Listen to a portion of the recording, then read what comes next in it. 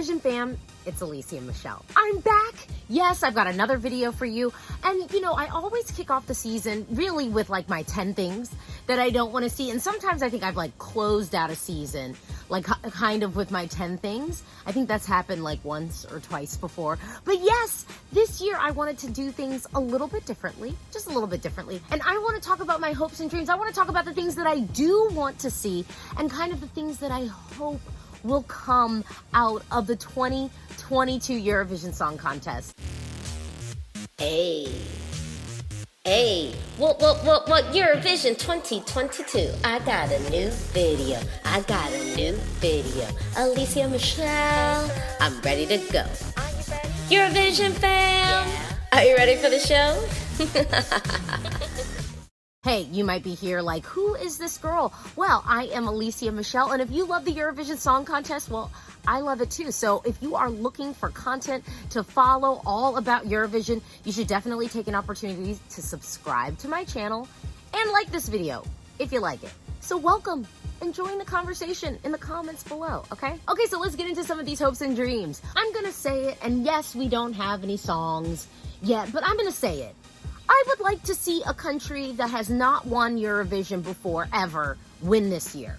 Look, you know, I think in Eurovision 2020, that was like really possible. I think Eurovision 2020, if it had happened, we would have seen a country that has never won Eurovision before win. I truly, truly think that that would have happened in 2020.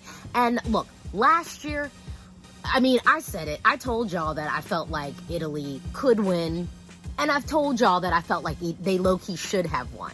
So I was okay with that because Italy's been coming back, giving us quality and everything, and we appreciate them for that. But I gotta say, I would really love to see a country that's never won before. You know, I think a country I've been mentioning that I could so see it for because I think they could really host it. And I think that they could give us something really unique and interesting, and it's Armenia. I'm hoping that they're back this year. And I'm hoping that they're able to be back this year. And I am hoping that Armenia gives us some quality because I think with Armenia, we could be talking about winner potential. Croatia. Yes, Croatia. I mean, last year, look, Albina served on the stage. The staging was impactful. It was cool. Technically, it could have made it through. All the juries, right? All the juries had Croatia in their top 10, but ultimately, Norway stole it from them, right? Wasn't it Norway? Norway was the one who snuck in. I think I would love to see that. Again, Bulgaria. Bulgaria has been coming with quality. Last year, I didn't feel like we had winner potential from Bulgaria. Like, I didn't think that that was possible last year, like a winner.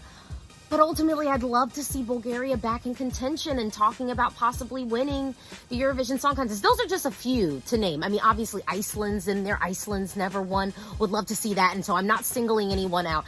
But I would just ultimately love to see a country that has never won Eurovision before win. That's a hope and dream I've got. Okay. All right. You know, I really would love to see a Nordic comeback at Eurovision. Now, some people might say like, well, have they really been gone? You know, Sweden typically performs pretty well.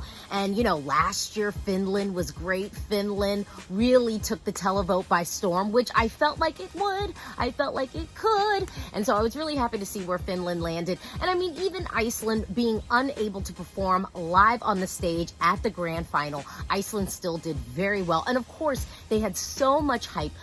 But, you know, I do feel like there is something happening with the Nordics because typically, you know, I feel like Finland doesn't really get a lot of love a lot of times at Eurovision. And, you know, with Sweden last year, I do think that Voices was a little bit of a dip for them in the way that they kind of ended up both in the jury and televote eyes, to be fair.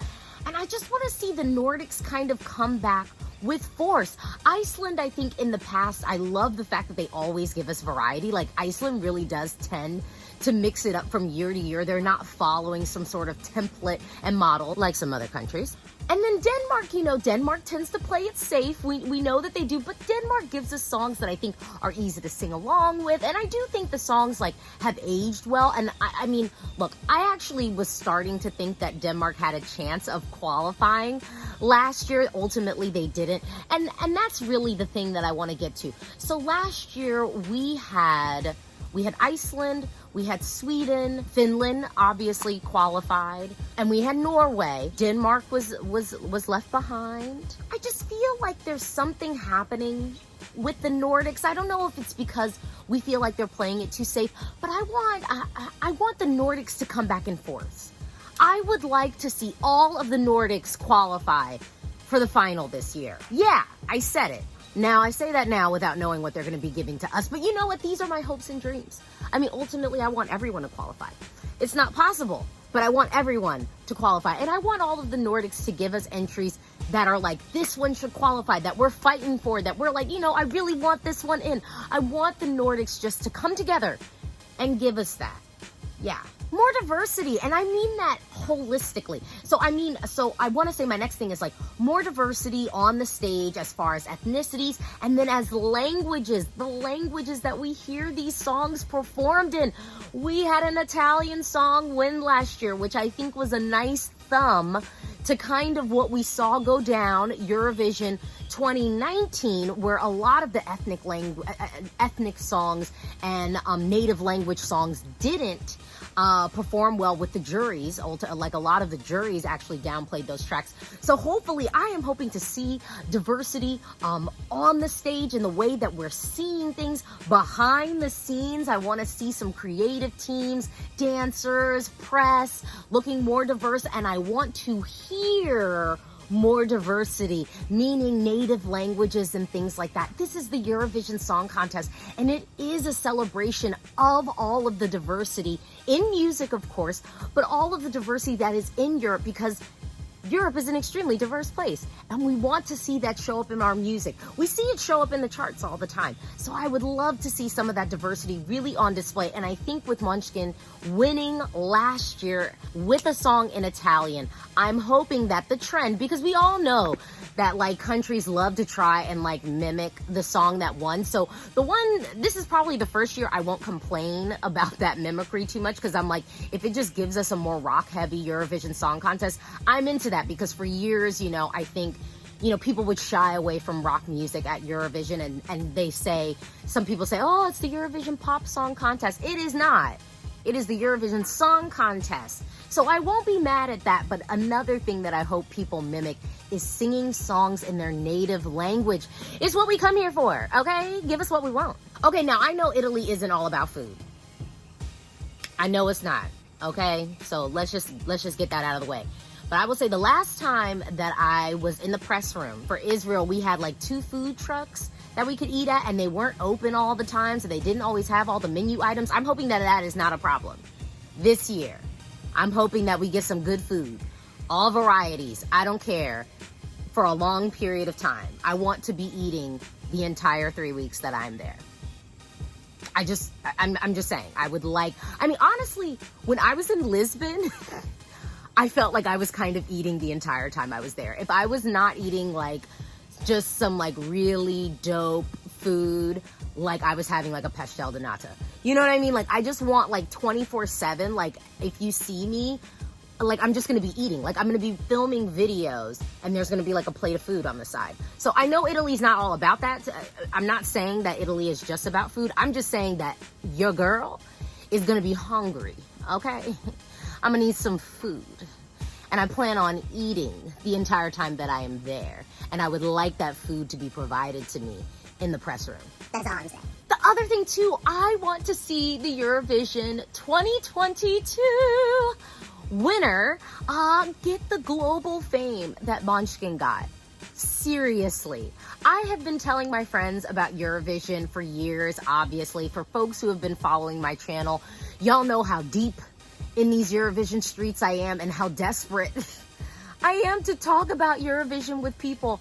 And I kid you not, just every time that Måneskin has like popped up on the radio, when I've been at a club, when I've been at the restaurant, when I've been just like chilling at home watching music videos with my friends, and like they pop up, I get an opportunity to talk about Eurovision. Now my friends probably don't like it, but I love it. So I would love for a Eurovision winner to have this global fame. I think so much of last year at Eurovision was just a thumb to kind of like, I would say, the ESC elites, the people who think they know what Eurovision is all about. And, you know, maybe some people who are like these Eurovision, I will call them not Eurovision purists, but I will call them Eurovision gatekeepers. And I think last year was a nice thumb to all of those Eurovision gatekeepers who said, this is the type of song you gotta sing. This is how you have to deliver it on stage. This is how you have to look. And Måneskin just got out there and was like, nope, y'all, this is a Eurovision Song Contest. This is about a celebration of music. It's a celebration of diversity. It's a celebration of our countries, of European culture and everything. And like, we're gonna go out there and we're low-key gonna do us, because by doing us, we are doing this thing. Am I making any sense here?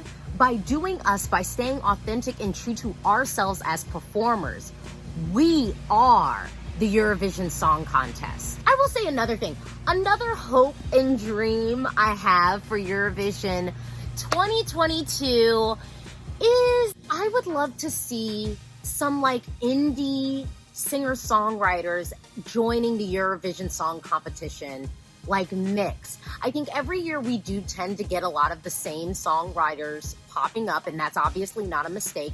And I think it's also just because once you kind of start doing things with Eurovision, it's just like, as a songwriter, you're like, oh, this is like amazing. Like this whole thing that's about songwriting, like I want to come back this year. I want to come back next year. But I really hope that kind of the fame of Måneskin brings a new level of curiosity, maybe for some other folks who are songwriters, to think about throwing their kind of hat in the game. Maybe even just some like singer-songwriters that are just like, I want to sing my songs, not just like write them and kind of give them off to other people. But yeah, I think every year we kind of end up with like these return songwriters, and there's nothing wrong with that.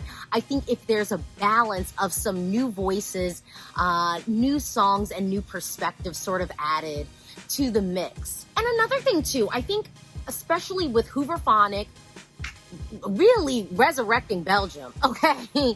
Because child, Belgium needed a resurrection, and the reason why they were able to get it was because, you know, Hooverphonic just took over and was like, this is what we're doing, and they got out there and did their thing. So thank you, Lord. Maybe some like established artists looking at the Eurovision Song Contest like Hooverphonic, especially with Måneskin getting all of this press and all this global fame. This could be a great opportunity for some established artists to kind of come to the song contest, because that's one thing that I love about it, and I think I've said it before, and I might have to like clip myself again. I think I clipped myself before saying this, but like when people ask me why watch the Eurovision Song Contest, where else can you see on a stage an established huge artist in a country with somewhat global fame on a stage next to, you know, maybe a young boy, a young girl who maybe has only sung in like a TV talent show in their country, on the stage, like sharing it, where you can have this seasoned performer, this novice performer sharing a stage and all being sort of judged together and having the opportunity to shine. I love the Eurovision Song Contest. If you aren't subscribed to my channel, please subscribe now. Yeah, because that's it. I've got so many hopes and dreams, but those are just a few of the ones that I wanted to share with you. What do you think? Talk to me in the comments below. Do you agree with what I had to say? Talk to me in the comments below. Do you disagree? That is totally fine too. Talk to me in the comments below. This is a conversation, and you know it. I am so excited for Eurovision 2022. Bye.